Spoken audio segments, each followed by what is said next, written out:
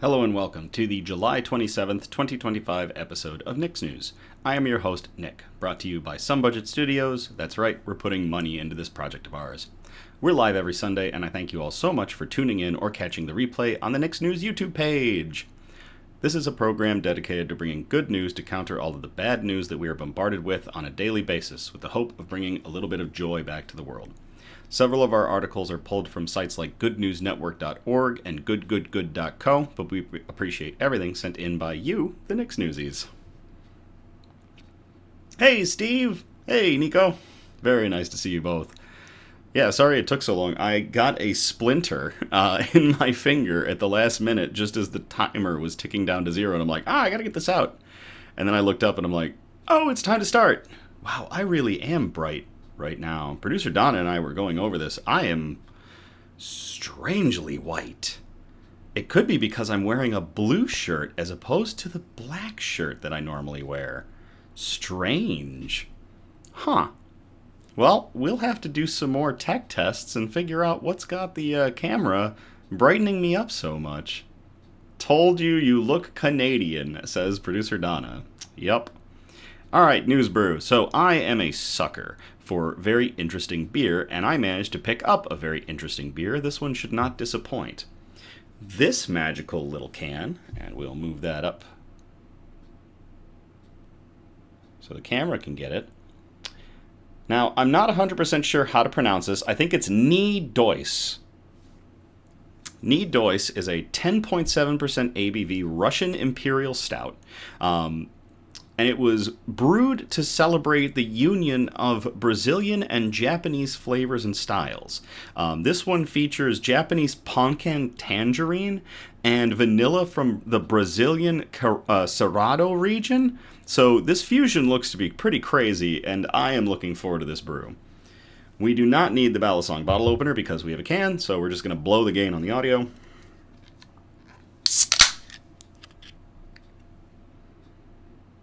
Ooh, okay. Now, because it is a pretty fancy stout, we are going to try this out in our Dragon's Milk Tiku Snifter. Dragon's Milk Tiku glass. I have a ton of Dragon's Milk Triple Mash Tiku glasses, so we'll bust this one out. I mean, they look like fancy wine glasses for beer.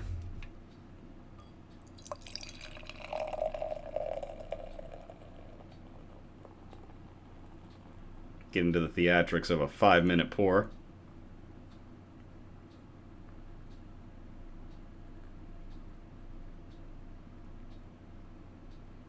Man, the head don't stop on this one. Get all that gas out so it's not in me. So, super dark brew. The head, it's illuminated because of the ring light, but the head on it is a little darker brown, so that's really nice. We'll let that settle a little bit. We will get into our shout-outs.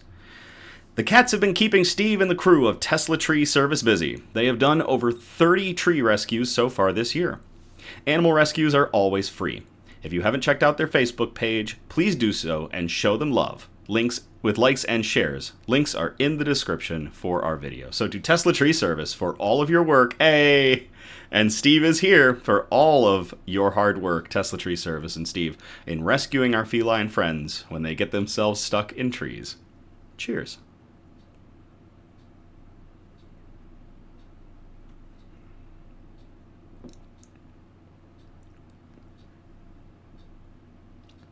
All right then. Wow. Russian Imperial Stouts are known to be very aggressive hopped stouts. So there's the hops and the kind of the coffee bitterness, and then there's a little tangerine, and the vanilla just is hot vanilla. Sharp, hot vanilla. Wow. All right. So that is our only shout out for today. We're going to move on to our news quote.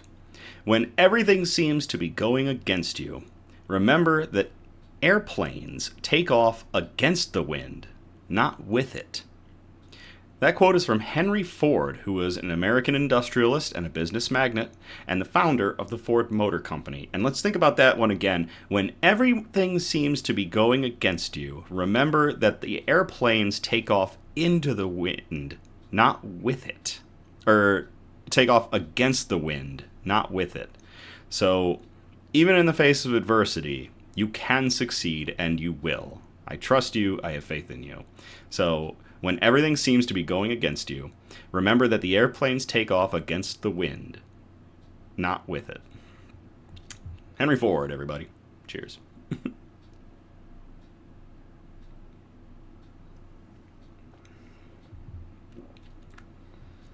Steve in the chat, producer Donna asked Steve if they had named their cat yet. If you've been watching Steve's page, Tesla Tree Service, you'll notice that they had a rescue, an unnamed Bombay cat, and they're thinking about naming him Baby,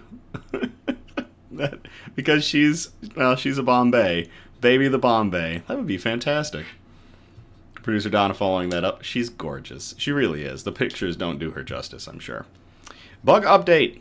Elmira has been continuously and extremely active, basically just performing excavation work in her vivarium. If you check out our Instagram, you can see some before and after photos. The before photos were after I classed up her home while she was asleep. I think it was back in May I did that. And now there's photos of what it looks like today. And it's a wreck. I'm going to have to go in and I'm going to have to do some more cleaning. I'm going to have to rebuild the whole thing because she is hell-bent on destroying it. So I might, when we get some new material in this week, I might, give her a little bit more greenery because she's killed everything else in there. I'm now convinced more than ever that she did molt while she was gone for that long period of time, like almost 9 months she was missing. And I think she molted. I've been looking at pictures that I took of her back in August of 2024 and comparing them to now. She does seem much bigger. So I'll get some more photos of her so y'all can make your own comparisons. Ripley is scuttling around quite a bit, and if you notice, there is a little bit different layout to the tanks back here. We've got Elmira as normal, but then we have Ripley, and then we have Sue. There's a reason for that, we'll get to it.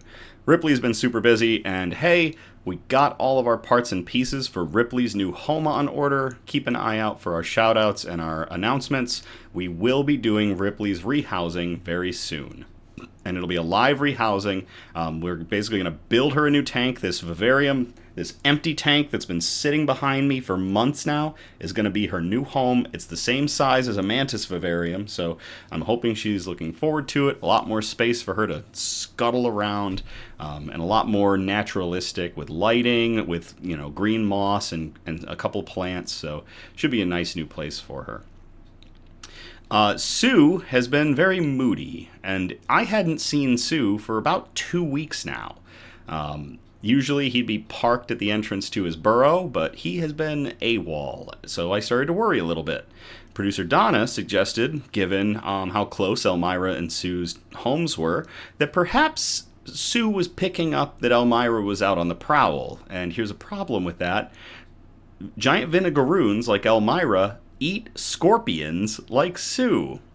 So maybe Sue was picking up that a predator was around and just wasn't coming out to play. So I moved them apart, and just last night I finally did see Sue again for the first time in 2 weeks. So I'm hoping he'll come out today during the broadcast. We'll see. But he is out and about again. I couldn't see if he'd molted yet, but I did see his claws. So I know he's alive and well in there. Just need him to come out so we can get a better look at him. That's about it for the bugs. Producer Donna, if you want in on the notification list for shows and special episodes, send me a message on our Facebook page. Links are in the description. All right, with that, we're going to get into our good news broadcast. Our broadcast is broken up into 4 major categories, and those categories are science and technology, health and medicine, flora and fauna, aka plants and animals, and wholesome notes, the really nice touchy-feely articles that we like to end on. So we're going to start off in Category 1, Science and Technology. And we called this first article, This Isn't a Minecraft Starter House. I will copy and paste this link into the description if you would like to, or into the chat, sorry, if you would like to read along.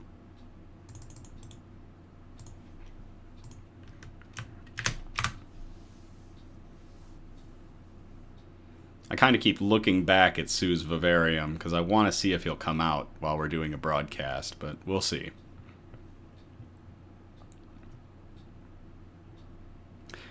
This 3D printed home is built from dirt.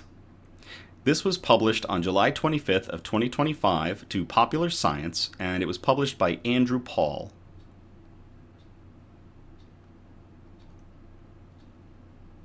"3D printing has come a long way from dinky plastic models. In recent years, engineers have started experimenting with applying the technology to houses." We've actually had a few articles on Nick's News where we have talked about entire homes being 3D printed. While many of these projects rely on polymers, wood composites, or stone materials, the Japanese company Libwork takes a different approach by using the literal ground beneath them. According to their website, their latest iteration, House Model B, is a 1,076 square foot single-story residence built mainly from earth, lime, and natural fibers. Libwork says improvement to the overall manufacturing process has lowered its carbon emissions. Meanwhile, the building itself is about 5 times stronger than their previous design that included cement.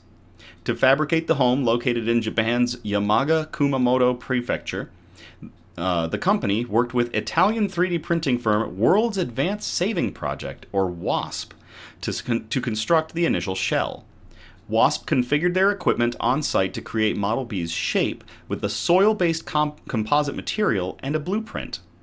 Once completed, workers then coated the shell in a protective glazing before installing windows, doors, and plumbing. The Model B is completely off-grid, using a battery storage system and solar panels, along with energy-efficient AC, lighting, and water heating devices. Very cool. Promotional photos show a modern, natural, light-filled abode that wouldn't look out of place in most subdivisions, though ribbed walls and flat roofing hint at its 3D printed origins. The house proposes a living space that is in harmony with the environment and allows you to live comfortably while feeling the seasons, the company's website explains. Sensors embedded in the walls monitor for condensation and insulation performance over the prototype's testing phase, as well as measure for any structural degradation. Unlike standard houses, Model B is designed for eventual deconstruction, allowing much of its materials to return to the earth, reducing landfill waste and environmental impact. While it will likely take time before entire neighborhoods are built from 3D printed dirt pop-ups, Libwork will begin taking pre-orders in August. Very cool. Hey, Christian. To Libwork House Model B, completely constructed as far as its structural aspects go, from earth, lime, and natural fibers. Cheers.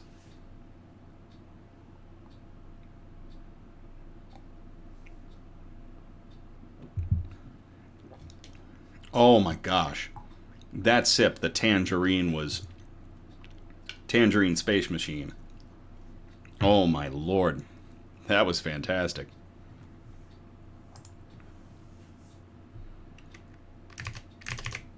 Alright, next article in Science and Technology we called Beautiful Upgrade. I will copy and paste this into the chat if y'all want to read along.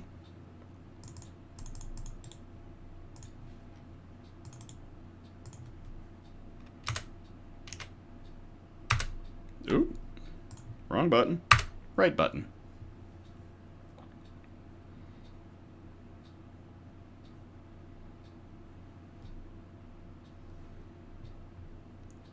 Indigenous designed mural doubles as a giant solar-powered generator, reducing 150 tons of CO2 emissions annually.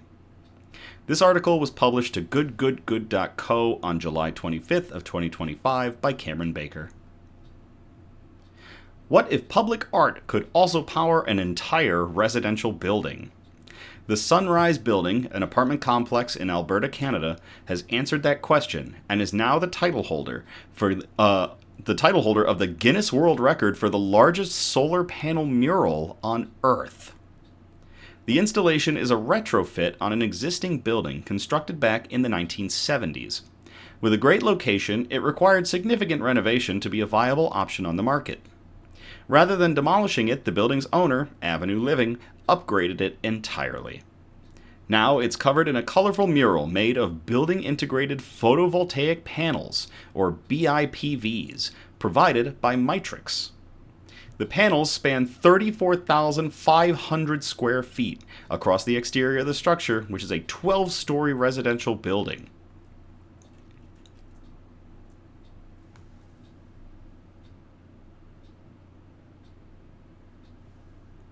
What the hell was that? Somebody made a noise back there. Sorry. That is crazy. On the northern wall of the building is the main mural, called The Land We Share, which stands 85 feet tall by the Edmonton-based indigenous artist Lance Cardinal.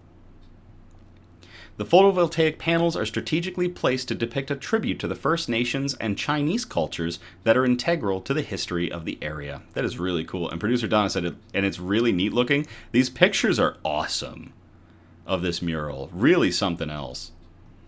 The rest of the building is covered in accenting colored panels, a mosaic of dark gray, purple, orange, yellow, blue, green, and red panels. Altogether, it provides 267 kilowatts of solar capacity and powers the building's common areas, which in turn will save building owners and residents an estimated $80,000 per year in energy costs, beginning in year 5. This saving is roughly equivalent to the building's monthly revenue from 7 additional residential units. Mitrix also shared that using this BIPV facade instead of replacing the building with cement siding yields a 4-year return on investments. So a really good return on investment on that. Hello, Riven, who is lurking, according to producer Donna. This landmark project showcases Mitrix's innovative BIPV solar panels, blending cutting-edge solar technology with vibrant cultural artistry to redefine sustainable architecture, a press release from Mitrix stated. This fusion of BIPV technology and art transforms an aging high-rise into a beacon of sustainability, cultural pride, and urban revitalization. At first, the project leaders were planning a 60-kilowatt system for the retrofit, but it wouldn't have been enough to power the entire building or secure funding from Canada's Deep Retrofit Accelerator Initiative, which requires at least 50% decarbonization from projects of this nature. So they incorporated solar cells in Cardinal's artwork to meet the criteria. The mural features an aluminum honeycomb core, and the full system has a rain screen with an air and moisture barrier and continuous insulation to keep it safe from the elements. Now the project is able to reduce 150 tons of carbon emissions annually. This project is a bold vision for the future of sustainable architecture, said Daniel Hadazada, CEO of Mitrix, in a statement. Sunrise proves that BIPV's solar solutions can produce clean energy, cut emissions, and inspire communities with culturally resonant designs. We're honored to lead this revolution. Echoing Hadazada's words, Mitrix's press release concludes that the company hopes to drive global adaptation of this technology in similar ways. I am flubbing a lot tonight. Blah blah. Although the Sunrise might be the biggest project of its kind right now, hopefully architects say it won't be the last.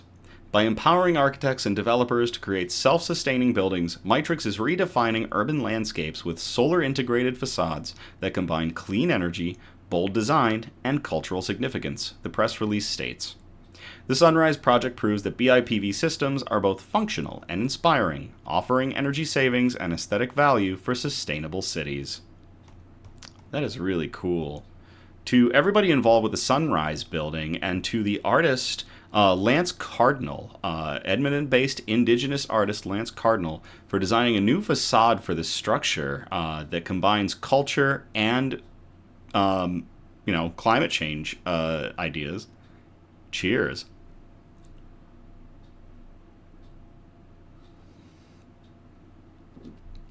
I have no idea what that sound was. It sounded like something behind me was picking a fight. I'll have to look at the tanks later.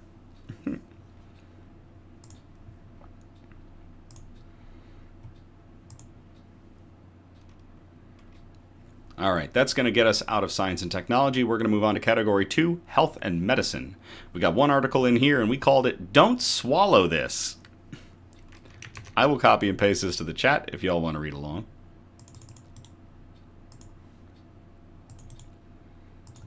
And remember, if you want to check out any of our articles in your free time, by all means, we include all of the links in the description for our videos.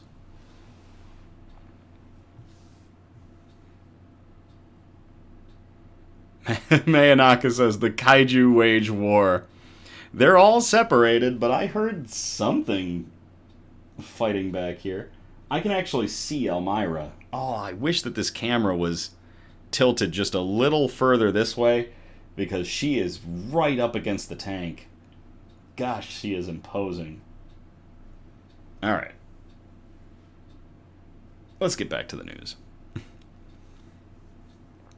20,000 Americans need a stem cell transplant every year. A stick of hero gum can help find their match. Their battles shall be legendary. Astrally projecting kaiju wars. Alright, so this article was published to goodgoodgood.co on July 24th of 2025 by Cameron Baker. And this is a follow-up to that wholesome note we had a couple episodes ago about the gentleman who was looking for a donor. They needed a bone marrow transplant, and they were, had an extremely rare, hard-to-match blood type, and they found that match magically. So this is a follow-up to that, kind of. Hey, Becky. And hey, Dirty Rogue. Hey, Mayanaka. Every 3 minutes, someone in the United States is diagnosed with blood cancer. Fortunately, stem cell transplants can help replace damaged blood-forming stem cells with healthy ones following treatments like chemotherapy and radiation. An estimated 20,000 Americans need a stem cell or marrow transplant every year, but only 30% of patients find a match within their families. The remaining 70% rely on strangers through donor registries, like Gift of Life Marrow Registry, a nonprofit that sends cheek swab kits to willing donors across the country in hopes of finding a match for cancer patients in need. While the cheek swab method has worked for the organization for over 2 decades, a new technology aims to recruit even more donor signups across younger and more diverse populations. Introducing Hero Gum. Partnering up with Wrigley's, Gift of Life is now able to collect cheek cells through a wad of chewed-up double mint gum, which determines if a person is a match for a stem cell transplant, also known as a bone marrow transplant. By chewing a piece of gum for just 5 minutes, individuals can provide a viable sample for human leukocyte antigen, or HLA, typing and join the marrow registry. The first step toward potentially saving a life, a press release stated. And this new campaign hopes to make it easier and more fun than ever. People interested in joining the donor registry can simply request a Hero Gum kit online to be mailed to their door. From there, they just have to chew the gum for 5 minutes, place it back in an envelope, and mail it out to be analyzed. You just chew, spit, and boom, you could be someone's hero. J.A. Feinberg, the founder and CEO of Gift of Life, said in a video. No needles, no swabs, no stress. LabCorp has performed testing for the registry and confirmed that DNA-rich cheek cells left on chewed gum can be analyzed and can reliably identify HLA tissue markers, the genetic fingerprint used to match donors with patients. These donors can then help save the lives of individuals with leukemia, lymphoma, and other blood cancers and disorders. It's a fantastic way to be able to test quickly, painlessly, non-invasively, Dr. Brian Cavney, LabCorp's Chief Medical and Scientific Officer, said in a video. The non-invasive DNA collection method aims to encourage more people to join the registry, which improves the odds of a successful match for patients. The closer the HLA match, the greater the likelihood of a successful transplant and full recovery. By potentially reaching a larger and more diverse audience, the campaign could also help address racial disparities in finding donor matches. Becky says, sweet. Producer Donna, isn't it awesome? We'll post the link to request the gum for any who want to register. I think I might. According to the Cleveland Clinic, a person who is white and in need of a bone marrow transplant has a 79% chance of finding a donor through a registry, whereas a person who is black has only a 29% chance. Increasing the number of donors is crucial to saving more people and closing that gap. And for the people behind these databases, innovation is key. LabCorp is proud to power the science behind this innovative and potentially life-saving initiative, Cavney said in a statement. By teaming up with Gift of Life, we're helping turn a simple act into an opportunity to become a much-needed donor, and advancing our mission to improve health and improve lives. These tests are available online now and are also designed to be distributed at high-traffic events, college campuses, and community centers across the country. But on August 1st, the campaign will really kick off with a grand slam, debuting at Citi Field during the New York Mets vs. San Francisco Giants game. At the game, the Gift of Life team will distribute kits to an estimated 30,000 fans in what they're hoping will be the largest single-day bone marrow registry drive in U.S. history. For decades, we've worked to make joining the registry more accessible, and Hero Gum is one of our most creative approaches yet, Marty Freund, COO at Gift of Life, said in a statement. By turning something as familiar as chewing gum into a potential life-saving act, we're introducing a fresh, engaging way to connect with younger communities and expand the diversity of our donor base. At its core, this campaign is about broadening awareness and saving more lives. That is awesome. To everybody involved at Hero Gum, trying and hopefully succeeding to expand the bone marrow donor registry list across the country and potentially the world to save lives from cancer. Cheers.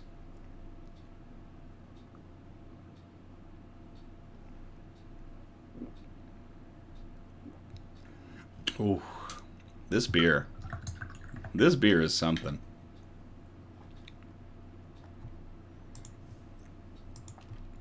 We've got a lot of good.co articles tonight, I swear.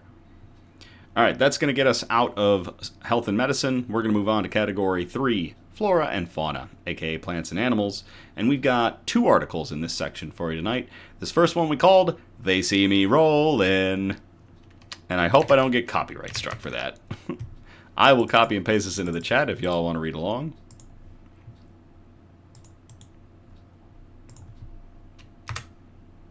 I keep pressing the wrong button. There we go.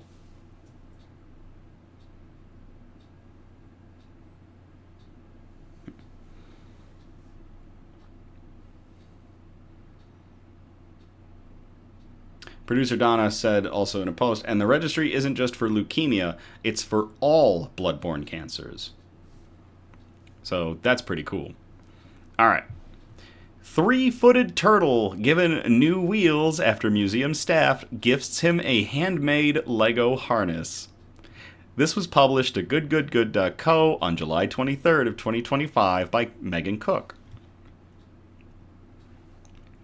20 years ago, Root the turtle was brought to the Oakland Farm Zoo in Nova Scotia, Canada after being scooped up by the Natural Resources Department. Root's species, the wood turtle, is protected under the Nova Scotia Endangered Species Act, with a classification of threatened. In an ideal world, Root would have remained in the wilds of Nova Scotia for his whole life, but the small amphibian was missing his right front foot, an injury that put him at risk from predators. So for nearly 2 decades, Root lived on the Oak Lawn Farm Zoo before moving to Producer Donna, what are these titles? What is this? All right.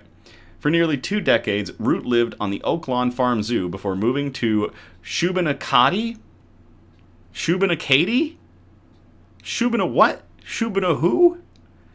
I think it's Shubenacadie. Shubenacadie Wildlife Park in 2023 when the zoo closed down. At the park, he regularly made a big show of standing in the communal food dish and gained a reputation for being a little too assertive with the other turtles. He's very bold, brave, I don't want to say overbearing, Heather McKinnon Ramshaw, an animal care specialist at the Museum of Natural History in Halifax, told the CBC. That reputation earned him a quieter spot in the nearby museum, joining a handful of resident turtles that includes a 102-year-old gopher tortoise named Gus. Most of the time, Root enjoys resting in his wood chip-filled enclosure and swimming in his tank, but 3 times a week, the turtle takes walks through the hallowed halls of the 157-year-old Science Museum. It was during these excursions that the museum staff noticed that Root's injury caused him to scrape the underside of his shell as he walked. Because one leg is essentially shorter than the other, we found that he was kind of clunking his shell down, McKinnon said. There was some wear on the shell, and we didn't want it to get worse, so he needed something to lift him up. As the staff put their heads together to help out their semi-aquatic co-worker, their first draft came in the form of medical adhesive tape and bandages, but it proved unwieldy to put on and take off. Then, when a Lego exhibit popped up in the museum last December, a light bulb went off for Tessa Beisterfeld, a naturalist interpreter at the museum. Why not make Root a personalized ramp out of the plastic bricks? After piecing together a green checkered platform with accompanying wheels, Beisterfeld used a small dog harness to loop the contraption around Root's midsection. We thought that'd be so great because we know it's non-toxic, we know that we can replace the parts as we need, and should his shell change or grow, we can change the shape and size of that. It's very modular, Beisterfeld said. According to the staff, Root only needed 1 day to master the Lego aid. We didn't want to make a skateboard or make anything that would just have him zooming too unnaturally fast, but he's clearly going a little faster than the average wood turtle. But he seems happy to do so, Beisterfeld noted. He's getting lots of great exercise. Now when I snap his harness on, it's like when he hears that snap, he's ready to go, Beisterfeld added. Although Root's exact age is unknown, wood turtles can live between 50 to 80 years, which means he's settling in for a long tenure at the museum. We may have him for a while, so we want to make sure he's comfortable, McKinnon said. There is a video as well of Root the wood turtle rolling around. That is really cool. To everybody at the Museum of Natural History in Halifax for building Root the wood turtle a Lego scooter so he can get around a little bit easier. Cheers.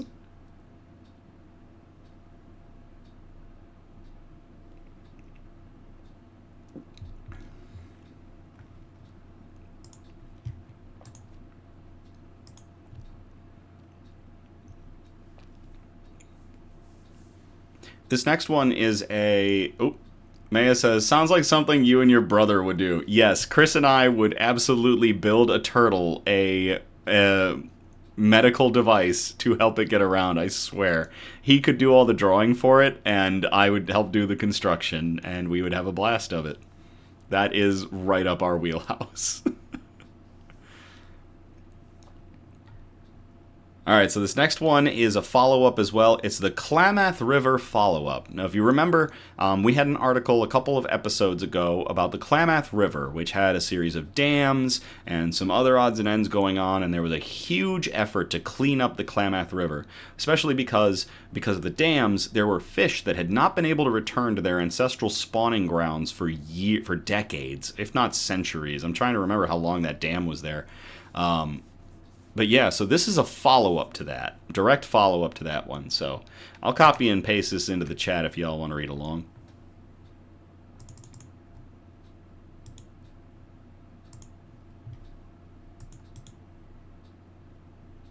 Over 100 years, producer Donna just corrected me. Over 100 years.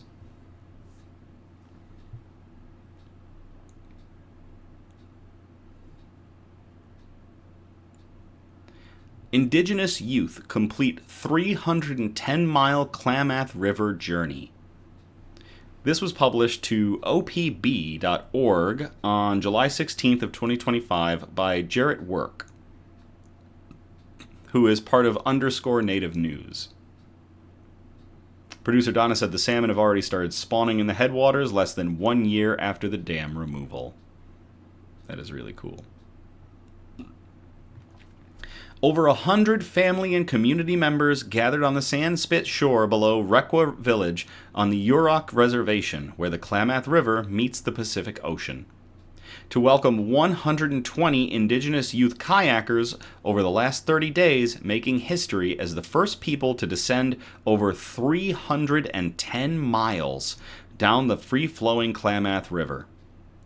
"This is a historical moment for us," said Susan Maston, former Yurok tribal chair, past president of the National Congress of American Indians, and the president and co-founder of Women Empowering Women for Indian Nations.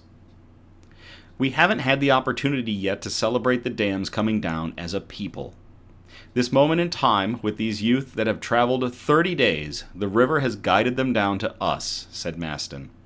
Producer Donna said the original article was back on our October 13th, 2024 show, so that was a little while back indeed. Thank you, Producer Donna. It was a foggy morning as Maston stood on the beach, eagerly awaiting to welcome her niece and the other kayakers. For more than a century, 4 hydroelectric dams blocked the Klamath River, disrupting once abundant salmon runs and disconnecting indigenous communities from the river that they have lived along since time immemorial. The last of those dams were removed in the fall of last year, marking the completion of the largest dam removal project in history. "The most significant and important thing about it is that the river is healing," said Maston. "The river remembers," she added. "The fish are coming back to spawn where they haven't been able to in 100 years plus. The fish remember. We, as this river system, are healing." On June 12th, the young kayakers, ranging in age from 13 to 20, set out to paddle the newly free-flowing river at the headwaters in southern Oregon. And on July 11th, they made the long-awaited dream of the Klamath Basin tribes a reality once they entered the mouth of the river. Youth from the Klamath, Yurok, Karuk, Quartz Valley, Hoopa Valley, Warm Springs, as well as the Tohono O'odham Nation were represented in the program. "There have been generations of individuals and tribes who have been fighting this fight," said Maston. "Our ancestors have provided safety for them on their journey. We're just excited and want them to feel like we're honoring them because they have provided international and national attention to our river and the importance of having a free-flowing river. They have inspired millions to be advocating and fighting for their own rivers and their homelands."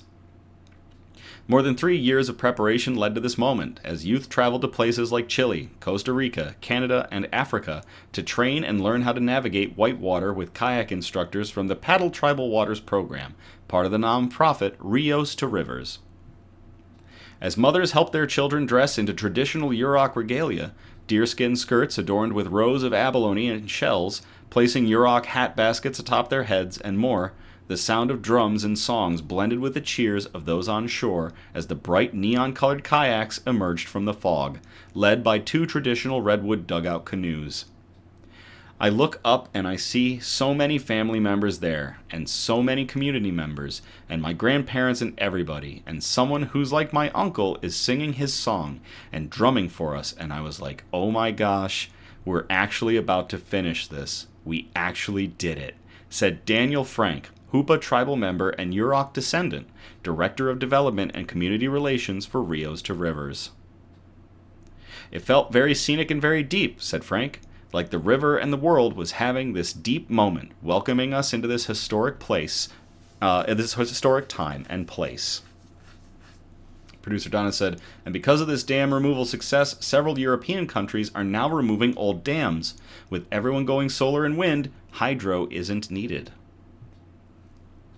"It's just a big moment in history and in everybody's lives," said 20-year-old, I do not want to butcher this. I do not want to butcher Native American names.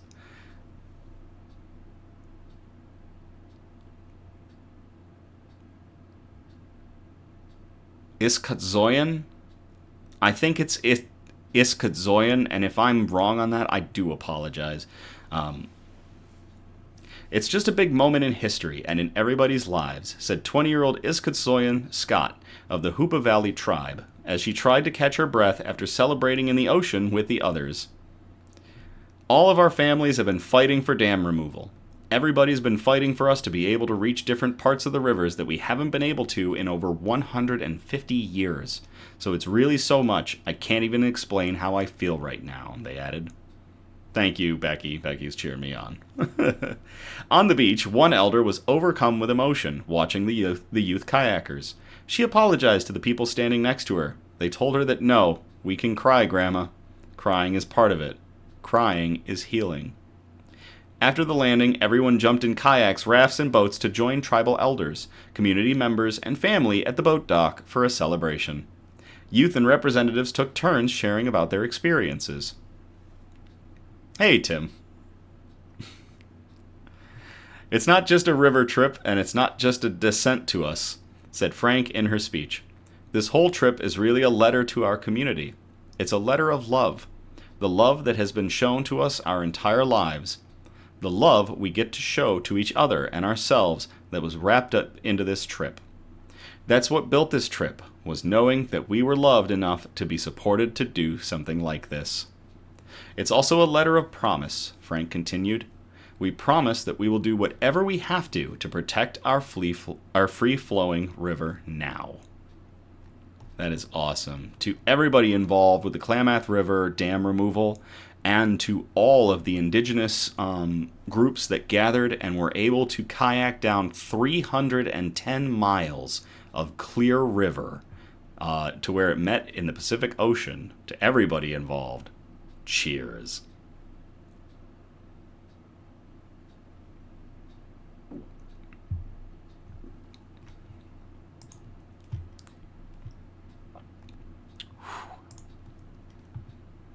All right.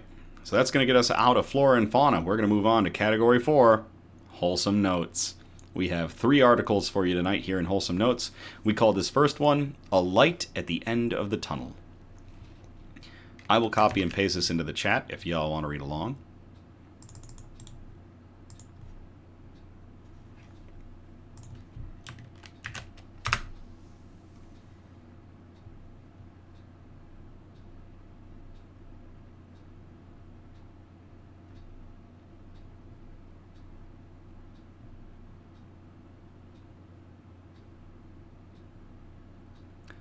A Second Chance. How a Local Man Found His Purpose After Losing Everything. This was published to AureliaMatters.com, and it was published on July 21st of 2025 by Linda Goodall and Rosemary Peterson.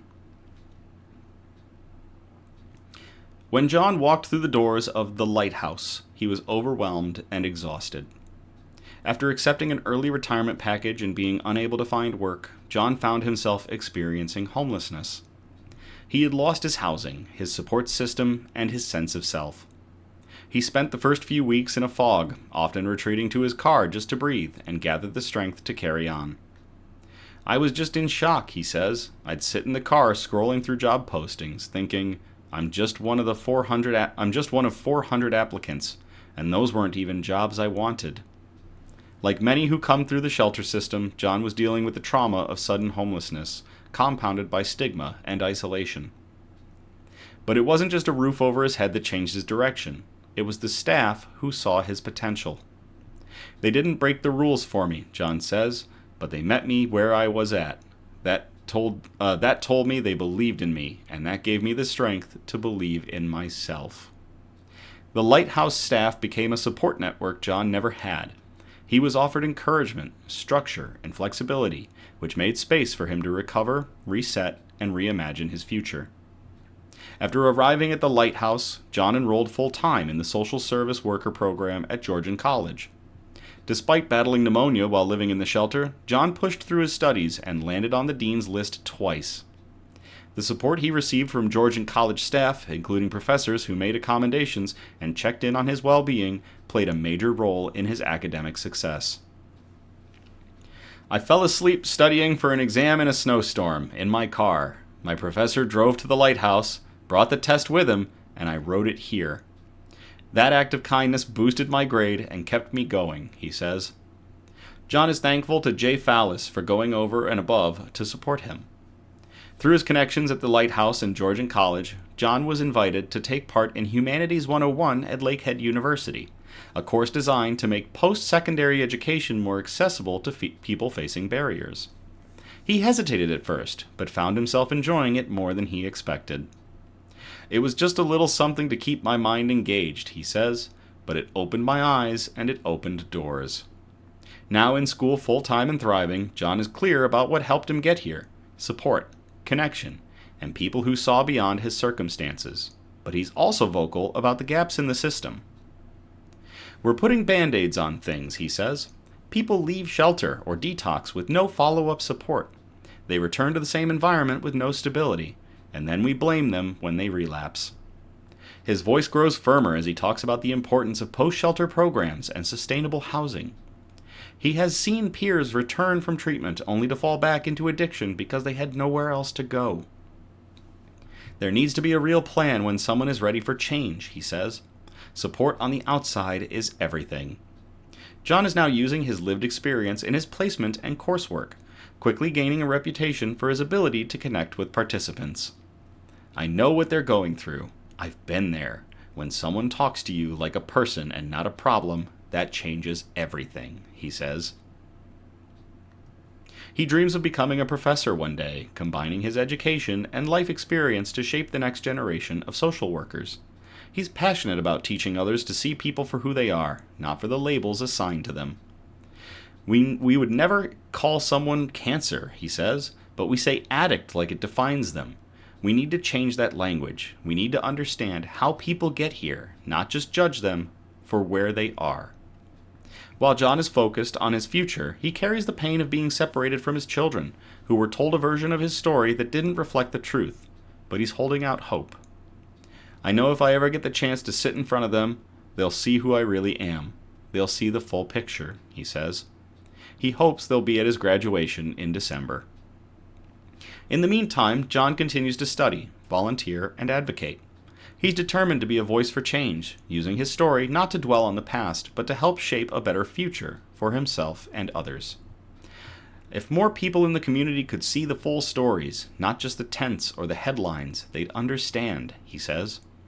They'd see there are people like me trying every day to move forward, and they'd know that support really does make all the difference. To the Lighthouse for taking in John, I don't think it lists John's last name. I think it's just John, and that's perfectly fine. To the Lighthouse and to John for continued work in proving people are people and treating them as such, and seeing them through and supporting them in their worst times. Cheers.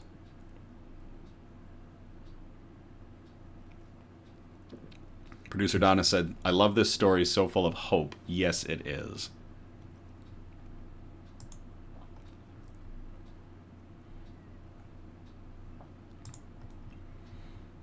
We call this next one Paint It Forward.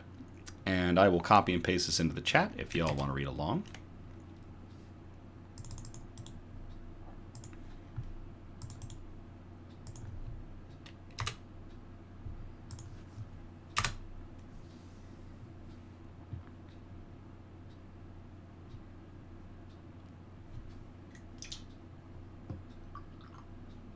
Top my beer off. Okay. A professional painter put up an SOS on social media to help paint an autism center for free. 50 painters showed up to help. This was published to goodgoodgood.co on July 25th of 2025 by Megan Cook. In January, Gerard Donaghy from County Down, Northern Ireland, sent out an SOS on social media. We need your help, Donaghy wrote on Facebook. We're looking for a building that serves the community and truly deserves this support. This could be a special needs school or support service, a community center, a homeless charity, a mental health organization, or perhaps someone who is making a real difference in people's lives. Donaghy runs Paintworks NI with his wife, Danielle. The contractors originally started the business as an academy for rising painters and a way to network with other interior decorators across the country. Now they're using their platform to find buildings in the community in need of renovation and help them out for free. The latest nominee? Helping Hands Autism Resource Center in Dundonald. So Donahue put out a call again, this time for volunteers to help with the Paint It Forward event to help renovate the family center. What's it all about? It's about bringing together as many awesome decorators as I can to show support for a local charity that gets no support, the father of two said in a Facebook video 2 weeks before the renovation. It's about having fun. It's about letting them see that we see them. As a dad of a disabled child, when you see the good that these people do day in and day out, it's just inspiring. I have several nieces and nephews with autism, and everybody, I'm sure, knows somebody with autism, Donahue added. It's nearly forgotten about. There's not enough help out there. But anyway, it's going to hopefully help that awesome group of people up there who are supporting young kids and families. Donahue said that several local businesses had already donated a bevy of supplies to the cause. Check that out, he said, gesturing to piles and piles of equipment. We've got scuttles. We've got the wee magnetic brush holders. We have brushes, wee arms, sandpapers, plat. It's just unreal. All they needed was volunteers. Whenever everybody comes together, that's when the change happens, Donahue said. Cheesy, maybe as that might sound, but it's genuine. I can't do it by myself. On June 28th, the day of the event, a total of 50 professional painters heeded the call and showed up to help. Marco Santos, who owns a painting and decorating business in County Tyrone, told BBC News Northern Ireland that he was blown away by the turnout. It shows what we can do when we get together. We can all give back to the community, he said. I never told Gerard, he confided, but I only expected about 10 to 15 people to show up. But to see this amount of people from all over Northern Ireland turn out to do something good is class. Donahue agreed. You don't have to look far to find bad news these days. It can weigh you down. But something like this reminds you that there's still plenty of good out there. I'm gonna cheers early on that line. To Mr. Donahue.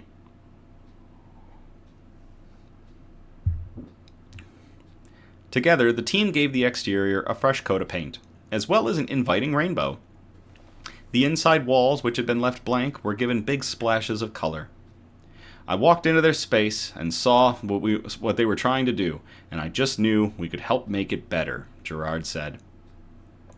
A coat of paint might not seem like much to some, but when it's done with care and pride, it changes how a place feels, and that's what these families deserve. Caroline Birch, the chairperson of Helping Hands, couldn't agree more. Hey, good night, Steve. Thank you very much for joining us tonight. I really appreciate you and everything you do. So, thank you very much. It means the world to our family members and the local community as well, Birch said. We are absolutely delighted that Gerard and all the other guys have generously volunteered their time, equipment, and expertise to support our charity by redecorating our premises.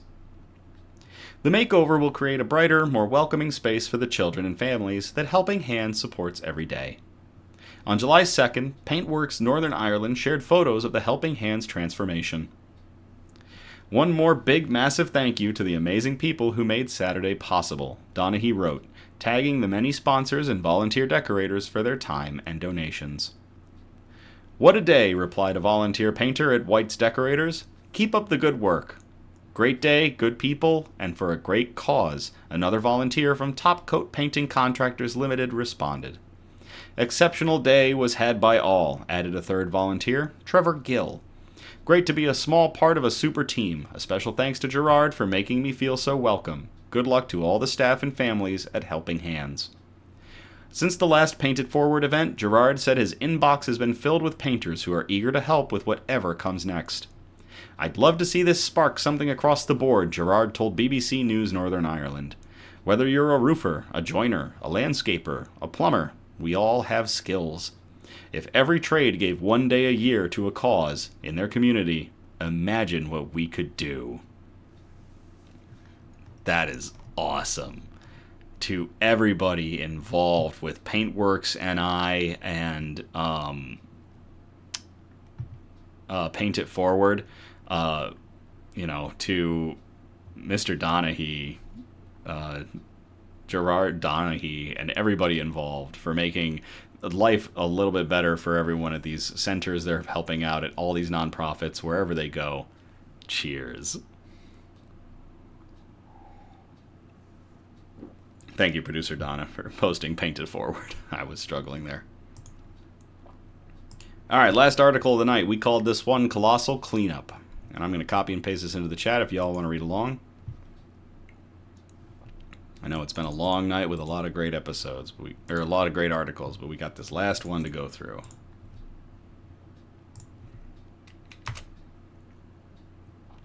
I will warn you ahead of time, too, this does discuss recent events in Texas involving the flooding, claimed a lot of lives, especially at certain areas such as camps where children were involved. So this article is going to go over a bit of that, so just giving you a warning in advance.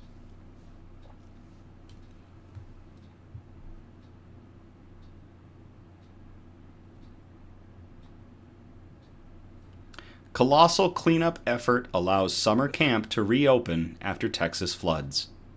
This was published to The Guardian on July 19th of 2025 by Olivia Empson. Just days after the devastating Texas floods killed 27 campers and counselors from Camp Mystic, another summer camp has reopened its doors 30 miles downstream.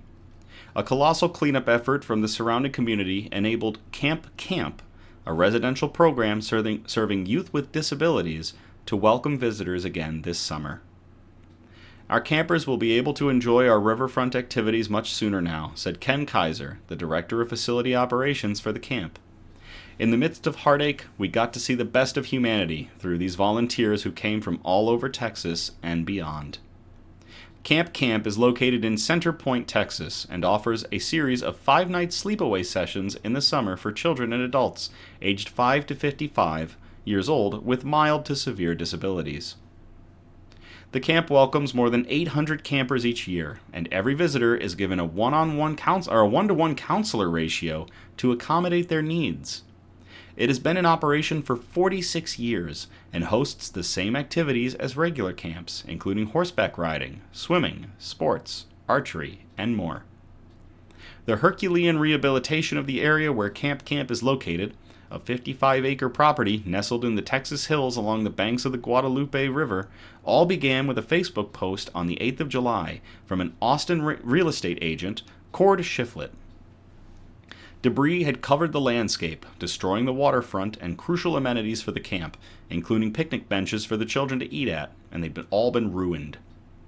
Shiflett made a plea for money, manpower, and machines.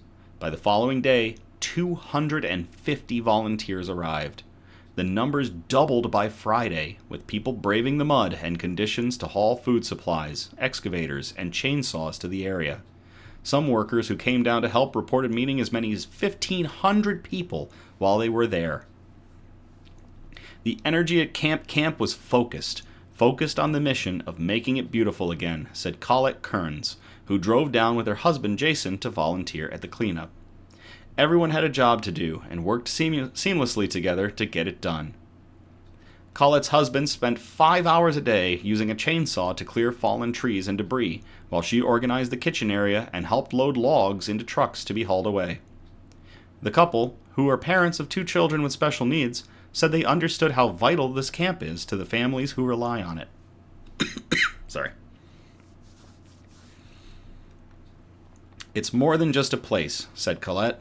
It is a space where children are embraced, understood, and celebrated. Gotta wet my whistle.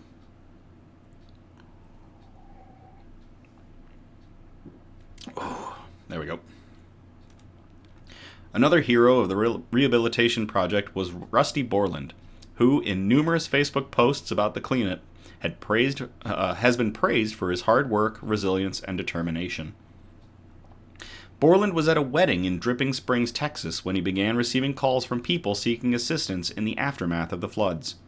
Having helped with relief during the Hurricane Harvey and Tropical Storm Bill cleanups, he had experience in rebuilding.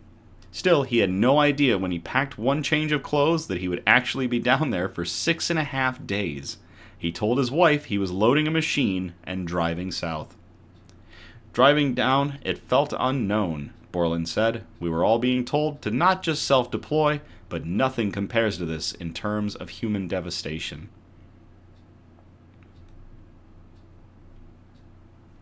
Borland, who owns a landscape construction business, said there were days when about 70 machines were on the property. The energy was somber because of what the volunteers witnessed. He plans on seeking professional help now that he's home for what he was going through while he was down there cleaning. And going through tragedies like this, if you ever volunteer, I highly implore you speak with people afterwards. It really is a completely different experience. And talking to somebody about it can make a world's difference to you and your mental health. So I told everyone, look, we're basically faced with the most difficult situation imaginable. But as Texans, we try our best to thrive on adversity, he recounted. I compartmentalized and tried to keep people positive. For Gigi Hudnall, whose son Kenny was able to attend camp again this year, the camaraderie in the reopening has been remarkable. This is the 11th year Kenny will have visited, and Hudnall believes the work they did to make this happen was nothing short of miraculous. It gives these kids something they don't usually have. Freedom, she said. When we heard about the floods, our hearts broke for the lives lost and for the camps. It makes me proud to be among people who care and will give to help kids like my son. To over 1,500 people who went to Camp in Texas to help restore it after devastating floods destroyed much of its amenities, so that it could be opened this summer and provide a chance for children with disabilities, people with disabilities, just to have 5 days of fun camping experience and a great time. Cheers.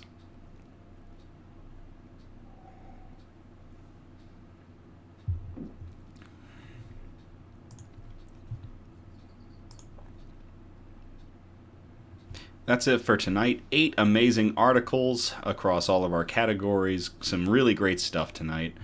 Thank you all again for tuning in or catching the replay on the Knicks News YouTube page. We're live every Sunday, and our next episode will be on August 3rd of 2025. I encourage participation, so if you feel inclined, you can message or post suggestions for news brews, shout-outs, news quotes, and especially good news articles that we can present on future episodes.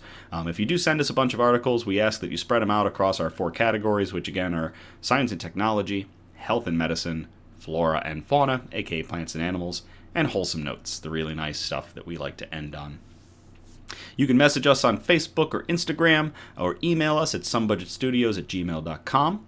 Feel free to like, subscribe, or comment on our Facebook and YouTube videos and our TikTok videos. That's right, we also have a TikTok now to get good news and joy into all the algorithms. If you are going to be proposing SEO improvements, don't need to apply. We're not looking for them. But I can't thank you all enough for everything you do. Every interaction with our content continues to drive Knicks News, continues to drive our numbers, and most importantly, it continues to drive our Hope Core product that we have here, our good news, out into the algorithm so that we can battle all this bad news that we're just bombarded with every day. I'm so happy to be able to just provide a small light of good news for anybody that checks us out. So thank you all again. I love you all. Have a great night, and I will play us out.